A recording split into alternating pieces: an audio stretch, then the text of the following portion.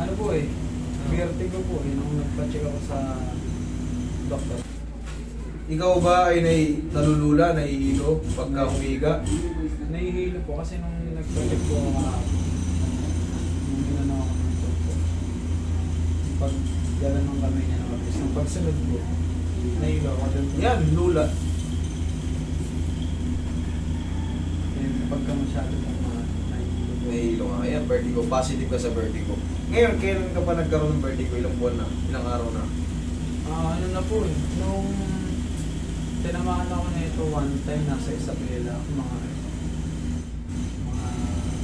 November. So, taon na. November na ngayon. Sige, pakawalan na natin yung sumpa na yan. Tsaka pagka idol, lalaki tayo. Yan! Kaya kita mo, lumiliit ka na. Palagi nakaganon eh. Tsaka po inaano ko yung ito, kung pwede po itong masabay. Oo, sama yun. Kasi nung ito na shadow boxing po kasi ako, pag suntok po, bigla nang bumagsak na lang. Yes, okay. Eh, nakabalik naman. Kasi pagka kinapa ko yan, malalaman ko agad pagka nakadislocate. Nag-shadow boxing ka, nagulpi ka pa. Kaya mahirap. Napilay ka pa. Yung sa likod sa pagkano po, kasi minsan pag Damay na yung lahat yan. ayun na. Damay na lahat yan. Yung vertigo, pag may vertigo kayo, kakartihin ko yan. Lahat yan. Kartihin. Tanggal yung vertigo nyo na yan. Isang taon na eh, mag-aaral na kasi ulit ako eh, kaya hirap. Straight ka. Kailangan palagi tayo nakaunat. Nakahungkot ka na, may lumiliit ka na. Hindi na po. Relax lang.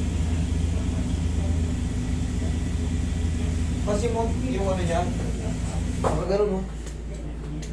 Tukot. Kung sanay gano'n kasi, pag tumanda ka, bibigay ka agad yung mga disc mo pag palagi na tayo nakahukot. Sanayin mo yung sarili mo nakaunat. Matikas ba? Tayo. O yan, ganyan. Diyan. Na. Liliit ka lalo. Saka luluto mo.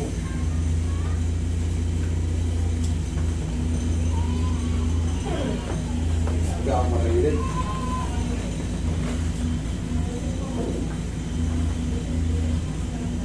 Saan pa na ako?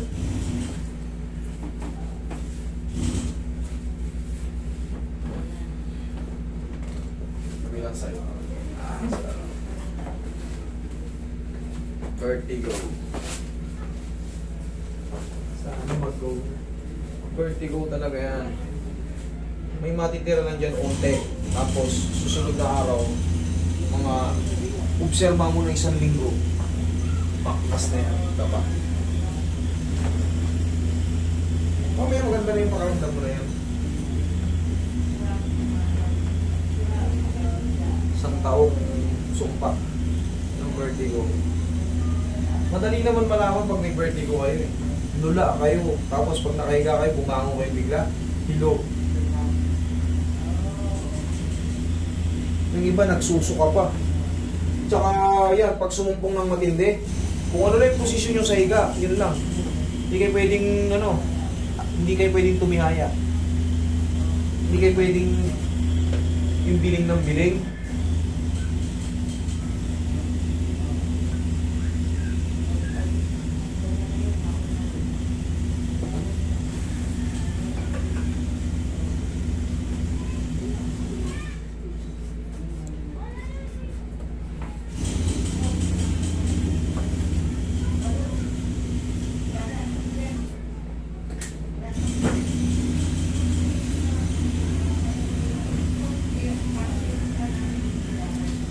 Wait lang ka lang ha.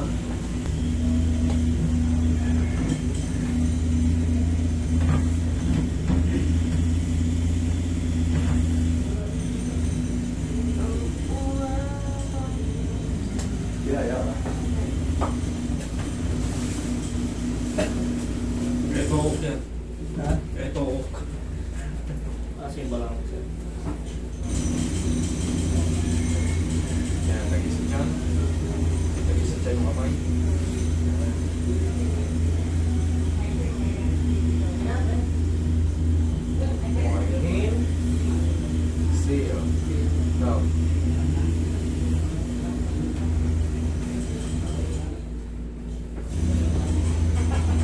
Parsalain mo mamaya yung isa, ha?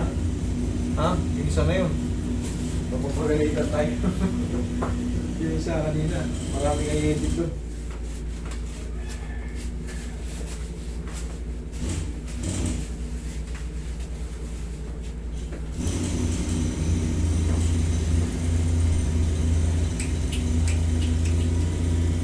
Okay, sige po.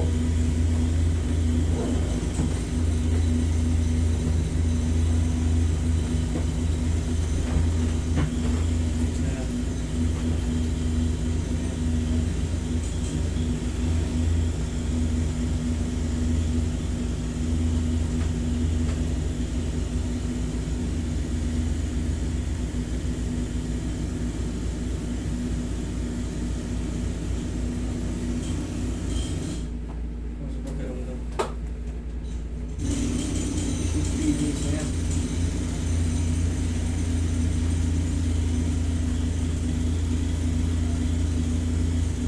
Pwede niya ako para mag-vlog minsan. Eh, pagka may birthday ko kasi lula ka na parang hilo, ganun, hilo na lula. Yan ang birthday ko, mabigat ang ulo.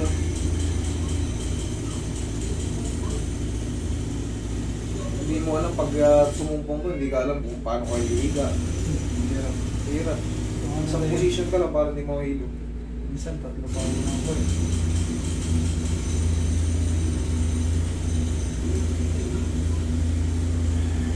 Kaya may baklas na yan. Paano ba nakukuha? Sobrang puyat, kapupuyat, Emil pa. ML pa more. Hindi ako masyado. Puyat yan tapos pagbaba ng dugo. Pagbaba ng dugo. Kaya siyempre, nakakapag-ehersisyo ka pa ba? Mula po nun, hindi. Kasi sabi ng doktor, may tama rin daw yung puso ko. Bakit daw? Meron daw pong isang part doon na lumalaki. Enlargement, heart Opo, enlargement. opo. Ngayon, hindi mo kailangan magsagad ng exercise. Kung talagang may tama yung puso mo, walking lang. Pagka alam mong medyo pinawisan ka lang ng konti at hindi ka pagod na pagod kasi walking lang eh. Okay na yun, sapat na yun. Kasi hindi rin tayo pwedeng hindi nagkaano eh. Hindi napapawisan eh. Maiipon din yung mga... Tapos meron kang sabi natin, may problem ka sa puso. Pag may cholesterol tayo, yayariin tayo ng puso natin. Sasablay yan. O ngayon, wala na. Okay? Mas best feeling pa yan sa mga susunod pa na araw. Okay? Hindi na po yung susumpong pa. Hindi na yan.